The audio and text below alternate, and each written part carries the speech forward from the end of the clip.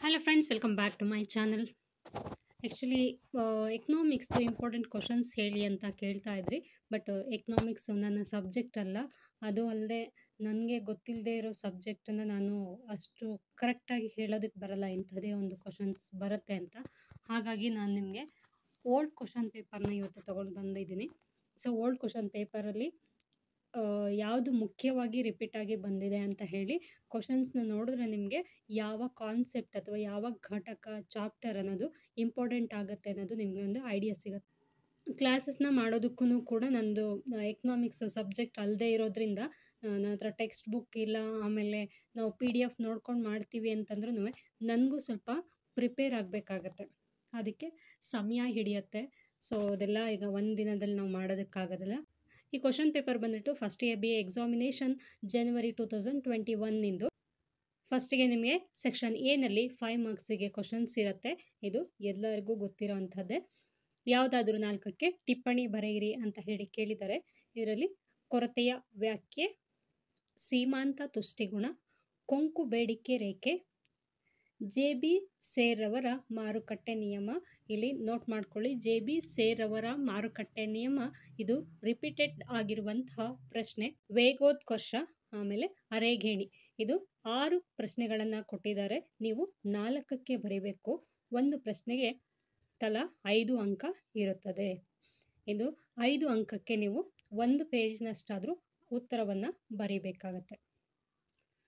ಇನ್ನು ಸೆಕ್ಷನ್ Bಗೆ ನಾವು ಬರೋದಾದರೆ ಯಾವುದಾದರೂ 3 ಪ್ರಶ್ನೆಗಳಿಗೆ ಉತ್ತರಿಸಿ ಅಂತ ಕೇಳಿದ್ದಾರೆ.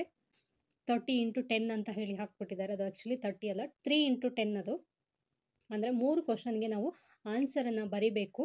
ಒಂದು ಕ್ವಶನ್ಗೆ 10 ಅಂಕದಂತೆ 3ಕ್ಕೆ 30 ಅಂಕಗಳು. ಯಾವುದಾದರೂ 3 ಪ್ರಶ್ನೆಗಳಿಗೆ ಉತ್ತರಿಸಿ ಅಂತ ಹೇಳಿ ಕೇಳಿದ್ದಾರೆ. 7 ಬೇಡಿಕೆಯನ್ನು ನಿರ್ಧರಿಸುವ ಅಂಶಗಳನ್ನು ವಿವರಿಸಿ ಅಂತ ಹೇಳಿ ಕೇಳಿದ್ದಾರೆ. ಇನ್ನು ಕೇನ್ಸ್ ರವರ ಹೂಡಿಕೆಯ ಕ್ರಿಯೆಯನ್ನು ಚಿತ್ರಿಸಿ ಅಂತ ಹೇಳಿ ಕೇಳಿದ್ದಾರೆ. ವೆಚ್ಚದ ವಿವಿಧ ವಿಧಗಳನ್ನು ವಿಶ್ಲೇಷಿಸಿ ಅಂತ ಹೇಳಿ ಇದೆ. ಇನ್ನು ನೆಕ್ಸ್ಟು 10ನೇ ಪ್ರಶ್ನೆ ವ್ಯಾಪಾರ ಚಕ್ರದ ಹಂತಗಳನ್ನು ವಿವರಿಸಿ ಅಂತ ಹೇಳಿ ಕೇಳಿದ್ದಾರೆ. ಇನ್ನು ಸೀಮಾಂತ ಉತ್ಪಾದಕತೆ ಕೂಲಿ ಸಿದ್ಧಾಂತವನ್ನು ವಿವರಿಸಿ. ಇದೆಲ್ಲ ಯಾವ್ಯಾವ ಚಾಪ್ಟ್ರಲ್ಲಿ ಬರುತ್ತೆ ಅಂತ ನನಗಂತೂ ಖಂಡಿತ ಐಡಿಯಾ ಇಲ್ಲ. ನೀವು ಯಾವ ಚಾಪ್ಟ್ರಲ್ಲಿ ಬರುತ್ತೆ ಅನ್ನೋದನ್ನು ಫಸ್ಟ್ ನೋಡಿಕೊಂಡು ಅದಕ್ಕೆ ಪ್ರಿಪೇರ್ ಆಗಿ. ಕೆಳಗಿನ ಯಾವುದಾದರೂ 2 ಪ್ರಶ್ನೆಗಳಿಗೆ ಉತ್ತರಿಸಿ ಅಂತ ಹೇಳಿ ಕೇಳಿದ್ದಾರೆ. 2 ಪ್ರಶ್ನೆಗಳಿಗೆ ಉತ್ತರಿಸಬೇಕು. 4 ಪ್ರಶ್ನೆಗಳನ್ನು ಕೊಟ್ಟಿರ್ತಾರೆ. ಒಂದು ಪ್ರಶ್ನೆಗೆ 15 ಅಂಕ. ಬೇಡಿಕೆ ಸ್ಥಿತಿಸ್ಥಾಪಕತ್ವ ಎಂದರೇನು? ಬೇಡಿಕೆ ಸ್ಥಿತಿಸ್ಥಾಪಕತ್ವವನ್ನು ನಿರ್ಧರಿಸುವ ಅಂಶಗಳನ್ನು ವಿವರಿಸಿ. ಇನ್ನು ಇದರಲ್ಲಿ ಸ್ಪೆಲ್ಲಿಂಗ್ ಮಿಸ್ಟೇಕ್ಸ್ ತುಂಬ ಇದೆ. ಔದಾಸೀನ್ಯ ರೇಖೆಯ ವಿಶ್ಲೇಷಣೆಯನ್ನು ವಿಮರ್ಶಾತ್ಮಕವಾಗಿ ವಿವರಿಸಿ ಅಂತ ಹೇಳಿ ಕೇಳಿದ್ದಾರೆ. ಬಹುಜನ ಸಾಮ್ಯ ಮಾರುಕಟ್ಟೆಯ ಲಕ್ಷಣಗಳನ್ನು ವಿವರಿಸಿ. ಬಹುಜನ ಸಾಮ್ಯ ಮಾರುಕಟ್ಟೆಯಲ್ಲಿ ಬೆಲೆ ಹಾಗೂ ಉತ್ಪನ್ನ ಹೇಗೆ ನಿರ್ಧರಿಸಲ್ಪಡುತ್ತದೆ ಅಂತ ಹೇಳಿ ಕೇಳಿದ್ದಾರೆ. 15 ಅಂಕದ ಪ್ರಶ್ನೆಯಾಗಿರುತ್ತೆ. ಇನ್ನು ರಾಷ್ಟ್ರೀಯ ಆದಾಯ ಎಂದರೇನು? ರಾಷ್ಟ್ರೀಯ ಆದಾಯದ ಮಾಪನದ ವಿಧಾನಗಳನ್ನು ವಿವರಿಸಿ ಅಂತ ಹೇಳಿ ಕೇಳಿರ್ತಾರೆ. ಇದರಲ್ಲಿ 4 ಪ್ರಶ್ನೆಗಳನ್ನು ಕೊಟ್ಟಿದ್ದಾರೆ. ಯಾವುದಾದ್ರೂ 2ಕ್ಕೆ ನೀವು ಉತ್ತರವನ್ನು ಬರೀಬೇಕಾಗತ್ತೆ. 15 ಅಂಕದ ಪ್ರಶ್ನೆ. ನೆಕ್ಸ್ಟ್ ಕ್ವಶನ್ ಪೇಪರ್ ಬಂದ್ಬಿಟ್ಟು first year BA degree examination September ಅಕ್ಟೋಬರಲ್ಲಿ ಆಗಿರುವಂಥ ಜುಲೈ ಸೈಕಲ್ದು ಪೇಪರ್ ಇದು 2020 ಎಕನಾಮಿಕ್ಸ್ ಥಿಯರಿ. ಇದನ್ನು ಕೂಡ ಸೇಮ್ ಇರುತ್ತೆ. ಸೆಕ್ಷನ್ ಎನಲ್ಲಿ ಯಾವುದಾದರೂ 4ಕ್ಕೆ ಟಿಪ್ಪಣಿಯನ್ನು ಬರೆಯಿರಿ ಅಂತ ಹೇಳಿ ಕೇಳಿದ್ದಾರೆ. ಒಟ್ಟು 6 ಪ್ರಶ್ನೆಗಳನ್ನು ಕೊಟ್ಟಿರ್ತಾರೆ. ನೀವು 4ಕ್ಕೆ ಉತ್ತರವನ್ನು ಬರೀಬೇಕು. ಒಂದಕ್ಕೆ ತಲಾ 5 ಅಂಕಗಳಂತೆ ಇರುತ್ತದೆ. ಇಲ್ಲಿ ಸಮಗ್ರ ಅರ್ಥಶಾಸ್ತ್ರ ಎಂದರೇನು? ಅನುಭೋಗಿಯ ಮಿಗುತೆ ಎಂದರೇನು? ಪೂರೈಕೆಯ ನಿಯಮ, ಬದಲಾಗುವ ಪರಿಮಾಣಗಳ ನಿಯಮ, ಕೆಲಜನ ಸ್ವಾಮ್ಯ, ಅನುಭೋಗ ಕ್ರಿಯೆ, ಇದಿಷ್ಟನ್ನು ಕುರಿತು ನೀವು ಟಿಪ್ಪಣಿಯನ್ನು ಬರೀಬೇಕಾಗತ್ತೆ. ಯಾವುದಾದ್ರೂ 4ಕ್ಕೆ ಬರೀಬೇಕು. 5 ಅಂಕದ ಪ್ರಶ್ನೆಗಳು ಹೆಚ್ಚಾಗಿ ರಿಪೀಟೆಡ್ ಆಗಿರುವಂತಹ ಪ್ರಶ್ನೆಗಳಿಲ್ಲ. 10 ಮತ್ತು 15ರಲ್ಲಿ ಪ್ರಶ್ನೆಗಳು ರಿಪೀಟೆಡ್ ಆಗಿ ಬಂದಿರುವಂತಹದ್ದು ಇದ್ದಾವೆ. ಸಮಸೀಮಾಂತ ತುಷ್ಟಿಗುಣ ನಿಯಮವನ್ನು ವಿವರಿಸಿ ಅಂತ ಹೇಳಿ ಕೇಳಿದ್ದಾರೆ. ಸೀಮಾಂತ ತುಷ್ಟಿಗುಣ ಚಾಪ್ಟರ್ ನಿಮಗೆ ತುಂಬ ಮುಖ್ಯವಾಗುತ್ತೆ. ಇದರಿಂದ ರಿಪೀಟೆಡ್ ಆಗಿ ಅದರಲ್ಲಿ ಬರುವಂತಹ ಎಲ್ಲ ಕಾನ್ಸೆಪ್ಟಿಂದನೂ ನಿಮಗೆ ಪ್ರಶ್ನೆಗಳು ಬಂದಿದೆ. ಇನ್ನು ಬೇಡಿಕೆಯ ನಿಯಮವನ್ನು ಚರ್ಚಿಸಿ. ಪರಿಪೂರ್ಣ ಪೈಪೋಟಿಯಲ್ಲಿ ಬೆಲೆ ನಿರ್ಧಾರವಾಗುವುದನ್ನು ವಿವರಿಸಿ ಅಂತ ಹೇಳಿ ಕೇಳಿದ್ದಾರೆ. ಸೀಮಾಂತ ಉತ್ಪಾದಕತೆ ವಿತರಣಾ ಸಿದ್ಧಾಂತವನ್ನು ವಿವರಿಸಿ ಅಂತ ಹೇಳಿ ಕೇಳಿದ್ದಾರೆ. JB ಸೇರ್ ರವರ ಮಾರುಕಟ್ಟೆಯ ನಿಯಮವನ್ನು ವಿವರಿಸಿ. ಸೆಕ್ಷನ್ ಸಿಗೆ ಬರೋದಾದರೆ ಔದಾಸೀನ್ಯ ವಕ್ರರೇಖೆ ಎಂದರೇನು? ಔದಾಸೀನ್ಯ ವಕ್ರರೇಖೆಯ ಲಕ್ಷಣಗಳನ್ನು ವಿವರಿಸಿ. ಇನ್ನು ಕೇನ್ಸ್ ರವರ ಉದ್ಯೋಗ ಸಿದ್ಧಾಂತವನ್ನು ವಿಮರ್ಶಾತ್ಮಕವಾಗಿ ಪರಿಶೀಲಿಸಿ. ವ್ಯಾಪಾರ ಚಕ್ರ ಎಂದರೇನು? ವ್ಯಾಪಾರ ಚಕ್ರದ ವಿವಿಧ ಹಂತಗಳನ್ನು ವಿವರಿಸಿ ಅಂತ ಹೇಳಿ ಕೇಳಿದ್ದಾರೆ. ಇನ್ನು ರಾಜ್ಯಕೋಶ ನೀತಿ ಎಂದರೇನು? ರಾಜ್ಯಕೋಶ ನೀತಿಯ ಉದ್ದೇಶಗಳು ಮತ್ತು ಮಹತ್ವವನ್ನು ವಿವರಿಸಿ. ಮತ್ತೊಂದು ಪ್ರಶ್ನೆ ಪತ್ರಿಕೆಯನ್ನು ನೋಡೋಣ. First year BA degree examination September-October 2022 ಇದು. ಸೆಕ್ಷನ್ ಎ ನಲ್ಲಿ ಆಸ್ ಯೂಶುವಲ್ 4ಕ್ಕೆ ಟಿಪ್ಪಣಿ ಬರೆಯಿರಿ ಅಂತ ಹೇಳಿ ಕೇಳಿದ್ದಾರೆ. 6 ಪ್ರಶ್ನೆಗಳನ್ನು ಕೊಟ್ಟಿರ್ತಾರೆ. ನಾವು 4ಕ್ಕೆ ಉತ್ತರವನ್ನು ಬರೀಬೇಕು. ಇದು 5 ಅಂಕದ ಪ್ರಶ್ನೆ. ಅರ್ಥಶಾಸ್ತ್ರದ ವ್ಯಾಪ್ತಿಯನ್ನು ತಿಳಿಸಿ. ಪೂರೈಕೆ ಸ್ಥಿತಿಸ್ಥಾಪಕತ್ವ ಎಂದರೇನು? ಅದನ್ನು ಕುರಿತು ಟಿಪ್ಪಣಿಯನ್ನು ಬರೆಯಿರಿ ಅಂತ ಹೇಳಿ ಪ್ರಶ್ನೆ ಬಂದಿದೆ. ಸಮಸೀಮಾಂತ ತುಷ್ಟಿಗುಣದ ನಿಯಮವನ್ನು ಕುರಿತು ಪ್ರಶ್ನೆಯನ್ನು ಕೇಳಿದ್ದಾರೆ. ಇನ್ನು ಉತ್ಪಾದನಾ ಬಿಂಬಕ, ಹೂಡಿಕೆ ಬಿಂಬಕ, ವಿತ್ತೀಯ ನೀತಿ, ಇದಿಷ್ಟು 5 ಅಂಕದ ಪ್ರಶ್ನೆಗಳು. ಇನ್ನು ಸೆಕ್ಷನ್ ಬಿಗೆ ಬರೋದಾದರೆ 3 ಪ್ರಶ್ನೆಗಳಿಗೆ ಉತ್ತರವನ್ನು ಬರೀಬೇಕು. ಇಲ್ಲಿ 5 ಪ್ರಶ್ನೆಗಳನ್ನು ಕೊಟ್ಟಿರ್ತಾರೆ. ಒಂದು ಪ್ರಶ್ನೆಗೆ 10 ಅಂಕದಂತೆ ಇರುತ್ತದೆ. ಉತ್ಪಾದನಾ ಸಾಧ್ಯತಾ ರೇಖೆಯನ್ನು ವಿವರಿಸಿ ಅಂತ ಹೇಳಿ ಕೇಳಿದ್ದಾರೆ. ಇನ್ನು ಔದಾಸೀನ್ಯ ವಕ್ರರೇಖೆಯ ಲಕ್ಷಣಗಳನ್ನು ವಿವರಿಸಿ ಅಂತ ಹೇಳಿ ಕೇಳಿದ್ದಾರೆ. ಬೇಡಿಕೆಯ ನಿಯಮವನ್ನು ನಿರೂಪಿಸಿ ಮತ್ತು ವಿವರಿಸಿ. ಇನ್ನು ರಿಕಾರ್ಡೋ ರವರ ಗೇಣಿ ಸಿದ್ಧಾಂತವನ್ನು ಪರಿಶೀಲಿಸಿ. ಇನ್ನು ವ್ಯಾಪಾರ ಚಕ್ರಗಳು ಎಂದರೇನು? ವ್ಯಾಪಾರ ಚಕ್ರಗಳ ಹಂತಗಳನ್ನು ಚರ್ಚಿಸಿ. ದ್ವಿಮುಖ ಸೀಮಾಂತ ತುಷ್ಟಿಗುಣದ ನಿಯಮವನ್ನು ವಿಮರ್ಶಾತ್ಮಕವಾಗಿ ಪರಿಶೀಲಿಸಿ ಅಂತ 15 ಅಂಕಕ್ಕೆ ಪ್ರಶ್ನೆಯನ್ನ ಕೇಳಿದ್ದಾರೆ. ಏಕಸ್ವಾಮ್ಯದ ಲಕ್ಷಣಗಳನ್ನು ವಿವರಿಸಿ. ಏಕಸ್ವಾಮ್ಯದಲ್ಲಿ ಬೆಲೆ ಮತ್ತು ಉತ್ಪನ್ನಗಳು ಹೇಗೆ ನಿರ್ಧಾರವಾಗುತ್ತವೆ ಎಂಬುದನ್ನು ವಿವರಿಸಿ. ಇನ್ನು ವಿತರಣೆಯ ಸೀಮಾಂತ ಉತ್ಪಾದಕತೆಯ ನಿಯಮವನ್ನು ವಿವರಿಸಿ ಅಂತ ಹೇಳಿ ಕೇಳಿದ್ದಾರೆ. ಸಂಪ್ರದಾಯ ಪಂಥದ ಉದ್ಯೋಗ ಸಿದ್ಧಾಂತವನ್ನು ವಿಮರ್ಶಾತ್ಮಕವಾಗಿ ಪರಿಶೀಲಿಸಿ ಅಂತ ಹೇಳಿ ಕೇಳಿದ್ದಾರೆ. ಇದಿಷ್ಟು ನಿಮಗೆ 15 ಅಂಕಕ್ಕೆ ಕೇಳಿರುವಂತಹ ಪ್ರಶ್ನೆ. ಇದರಲ್ಲಿ ನಿಮಗೆ 2 ಚಾಪ್ಟರಿಂದ ನಿಮಗೆ ರಿಪೀಟೆಡ್ ಆಗಿ ಬಂದಿರುವಂತಹ ಪ್ರಶ್ನೆಗಳು ಯಾವ್ದ್ಯಾವುದು ಅಂತಂದರೆ 12 ಮತ್ತು 13ರಲ್ಲಿ ಇರುವಂತಹ ಪ್ರಶ್ನೆಗಳು ರಿಪೀಟೆಡ್ ಆಗಿ ನಿಮಗೆ ಪ್ರತಿ ಪ್ರಶ್ನೆ ಪತ್ರಿಕೆಯಲ್ಲಿ ಬಂದಿರುವಂತಹ ಪ್ರಶ್ನೆಗಳಾಗಿದೆ. ಇನ್ನೊಂದು ಪ್ರಶ್ನೆ ಪತ್ರಿಕೆ ಇದೆ. ಇದರಲ್ಲಿ 6 ಪ್ರಶ್ನೆಗಳನ್ನು ಕೊಟ್ಟಿರ್ತಾರೆ. ನಾವು 4ಕ್ಕೆ ಉತ್ತರವನ್ನು ಬರೀಬೇಕು. ಯಾವುದಾದ್ರೂ 4ಕ್ಕೆ ಟಿಪ್ಪಣಿಯನ್ನು ಬರೆಯಿರಿ ಅಂತ ಹೇಳಿ ಕೇಳಿದ್ದಾರೆ. ಒಂದು ಗ್ರಾಹಕರ ಹೆಚ್ಚುವರಿ, ಸೀಮಾಂತ ವೆಚ್ಚ, ಉತ್ಪಾದನಾ ಸಾಧ್ಯತೆಯ ರೇಖೆ, ಗಿಫಿನ್ಸ್ ವಿರೋಧಾಭ್ಯಾಸ, ಉತ್ಪನ್ನ ಭಿನ್ನತೆ, ವ್ಯಾಪಾರ ಚಕ್ರ. ಇನ್ನು ವಿಭಾಗ ಬಿ ನಲ್ಲಿ ನೋಡೋದಾದರೆ ಯಾವುದಾದರೂ 3 ಪ್ರಶ್ನೆಗಳಿಗೆ ಉತ್ತರಿಸಿ ಅಂತ ಹೇಳಿ ಕೇಳಿದ್ದಾರೆ. ಮೊದಲನೆಯದು ತಟಸ್ಥ ರೇಖೆಯ ಗುಣಲಕ್ಷಣಗಳನ್ನು ವಿವರಿಸಿ ಅಂತ ಹೇಳಿ ಕೇಳಿದ್ದಾರೆ. ಇನ್ನು ಉತ್ಪಾದನಾ ಕಾರ್ಯವನ್ನು ವಿವರಿಸಿ ಅಂತ ಹೇಳಿ ಕೇಳಿದ್ದಾರೆ. ಪರಿಪೂರ್ಣ ಪೈಪೋಟಿಯ ಲಕ್ಷಣಗಳೇನು ಅಂತ ಹೇಳಿ ಕೇಳಿದ್ದಾರೆ. ಬೇಡಿಕೆಯ ಸ್ಥಿತಿಸ್ಥಾಪಕತ್ವದ ಪರಿಕಲ್ಪನೆಯನ್ನು ಪರೀಕ್ಷಿಸಿ. ಏಕಸ್ವಾಮ್ಯದ ಅಡಿಯಲ್ಲಿ ಬೆಲೆ ಮತ್ತು ಉತ್ಪಾದನೆಯನ್ನು ಹೇಗೆ ನಿರ್ಧರಿಸಲಾಗುತ್ತದೆ ಎಂಬುದನ್ನು ವಿವರಿಸಿ. ಯಾವುದಾದರೂ 2 ಪ್ರಶ್ನೆಗಳಿಗೆ ಉತ್ತರಿಸಿ ಅಂತ ಹೇಳಿ ಕೇಳಿದರೆ 15 ಅಂಕದ ಪ್ರಶ್ನೆ. ಇದಕ್ಕೆ 4 ಪ್ರಶ್ನೆಗಳನ್ನು ಕೊಟ್ಟಿದ್ದಾರೆ. ನಾವು ಯಾವುದಾದ್ರೂ 2ಕ್ಕೆ ಉತ್ತರವನ್ನು ಬರೀಬೇಕಾಗುತ್ತದೆ.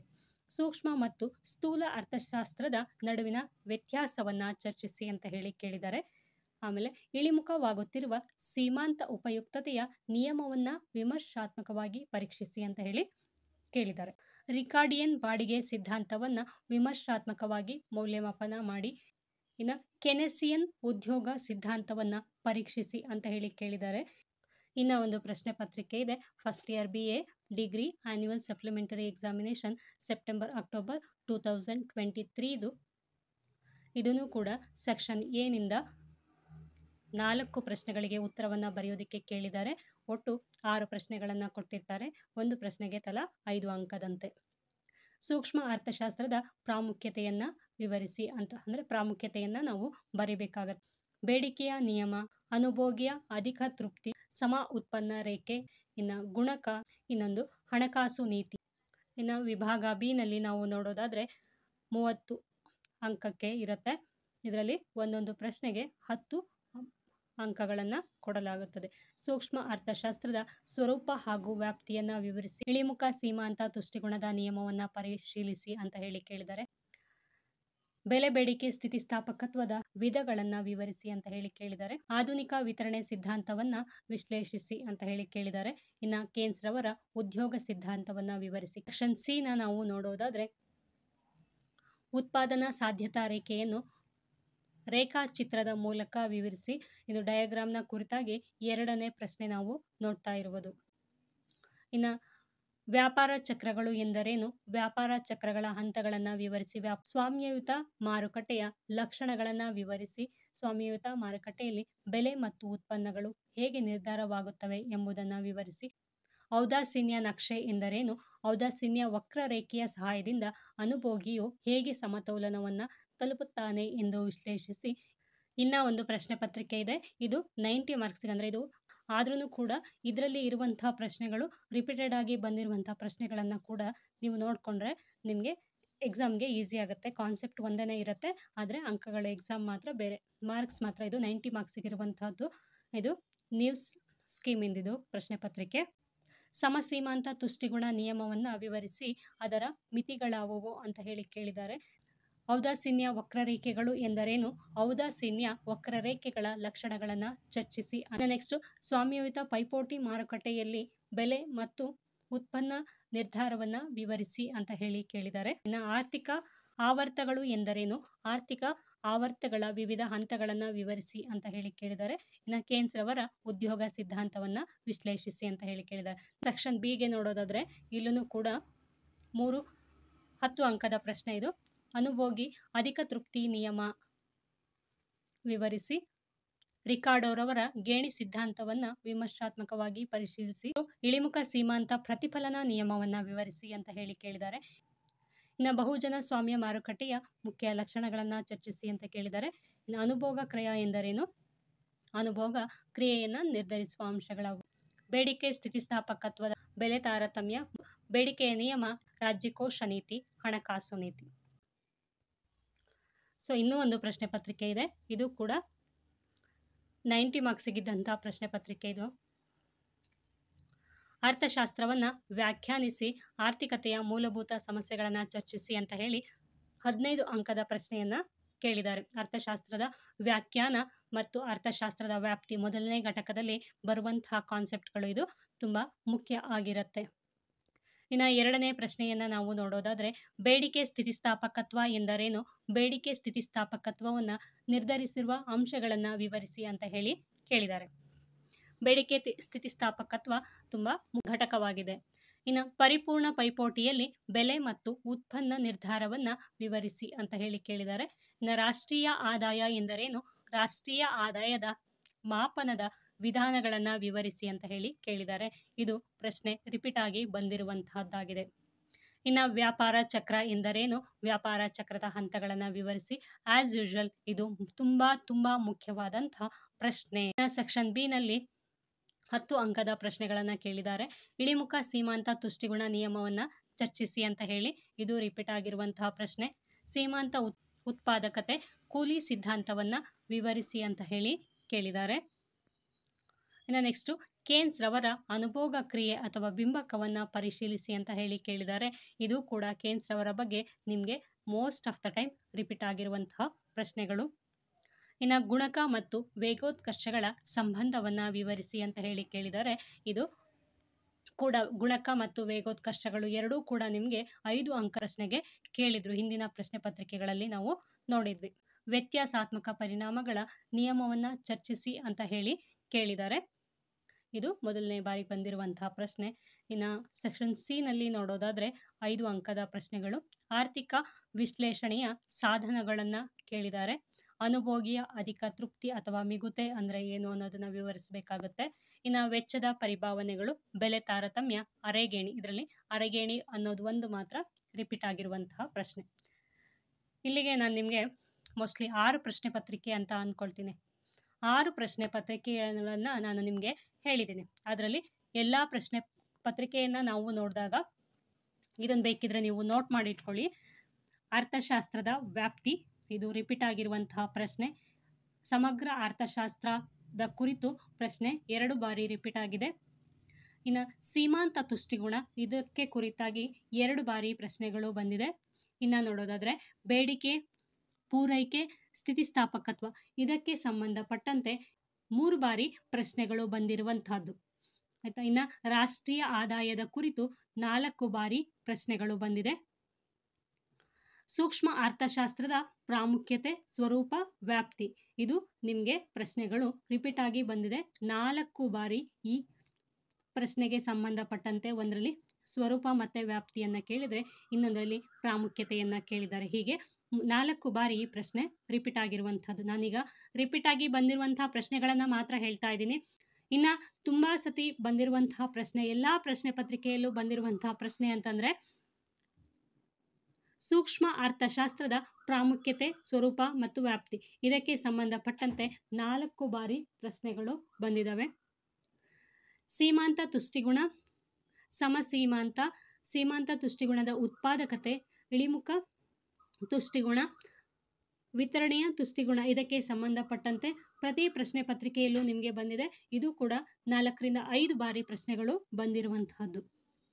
ಇನ್ನು ಕೇನ್ಸ್ ರವರ ಉದ್ಯೋಗ ಸಿದ್ಧಾಂತ, ಹೂಡಿಕೆ ಕ್ರಿಯೆಯ ಚಿತ್ರ, ಇದನ್ನು ಕುರಿತಾಗಿ ನಿಮಗೆ 3 ಬಾರಿ ಪ್ರಶ್ನೆಗಳು ಬಂದಿದೆ. ಇನ್ನು ವ್ಯಾಪಾರ ಚಕ್ರಗಳು ಮತ್ತು ಹಂತಗಳನ್ನು ಕುರಿತಾಗಿ ಪ್ರಶ್ನೆಗಳು ನಿಮಗೆ 6 ಬಾರಿ, ಎಲ್ಲ 6 ಪ್ರಶ್ನೆ ಪತ್ರಿಕೆಯನ್ನು ನೋಡಿದ್ವಿ. 6 ಪ್ರಶ್ನೆ ಪತ್ರಿಕೆಯಲ್ಲೂ ಈ ಪ್ರಶ್ನೆ ಬಂದಿರುವಂತಹದ್ದು. ಇನ್ನು ಔದಾಸೀನ್ಯ, ಅದಕ್ಕೆ ಕುರಿತಂತೆ ಔದಾಸೀನ್ಯದ ಲಕ್ಷಣಗಳು, ನಕ್ಷೆ ಮತ್ತು ಅನುಭೋಗಿಯ ಸಮತೋಲನ, ಇದಕ್ಕೆ ಕುರಿತಂತೆ ನಮಗೆ ಪ್ರತಿ ಪ್ರಶ್ನೆ ಪತ್ರಿಕೆಯಲ್ಲೂ ನಾವು ಈ ಪ್ರಶ್ನೆಯನ್ನು ನಾವು ನೋಡಿದ್ವಿ. ಇನ್ನು ಔದಾಸೀನ್ಯದ ವಕ್ರರೇಖೆಯನ್ನು ಕುರಿತು ಕೂಡ ಒಂದು ಪ್ರಶ್ನೆ ಬಂದಿದೆ. ಹೂಡಿಕೆ ಬಿಂಬಕ, ಉತ್ಪಾದನಾ ಬಿಂಬಕಕ್ಕೆ ಕುರಿತಂತೆ 2ನೇ ಬಾರಿ ಪ್ರಶ್ನೆಗಳು ಬಂದಿದ್ದಾವೆ. ಇನ್ನು ಬೇಡಿಕೆಯ ನಿಯಮ 3 ಬಾರಿ ರಿಪೀಟ್ ಆಗಿದೆ. ಅನುಭೋಗಿಯ ಅಧಿಕ ತೃಪ್ತಿಯನ್ನು ಕುರಿತು 2 ಬಾರಿ ಪ್ರಶ್ನೆಗಳು ಬಂದಿದೆ. ಇನ್ನು ಸಮ ಉತ್ಪನ್ನ ರೇಖೆ 2 ಬಾರಿ, ಗುಣಕ ಕೊರತೆ ಅರಗೇಣಿ ಇವೆಲ್ಲ ಒಂದೊಂದ್ಸತಿ ಬಂದಿದ್ದಾವೆ.